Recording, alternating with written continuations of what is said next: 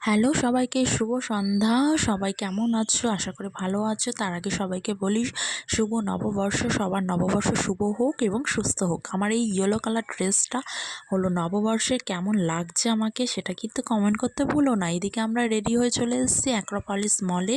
এখানে চারদিকটা এত সুন্দর করে সাজিয়েছে, সত্যি দারুণ লাগছিল। আর এত ভিড়, মানে এখানে একটা স্টেজ শো হচ্ছিল, তো যার ফলে এত ভিড়টা বেশি হচ্ছিল। আর আমার পুরো ড্রেসটা তোমাদেরকে দেখাচ্ছি, দেখো কেমন লাগছে আমাকে। আর তোমরা কিন্তু একদম কমেন্ট করছো না, প্লিজ কমেন্ট করো, আর পারলে আমার ভিডিওটা শেয়ার করে দিও যদি ভালো লাগে তো।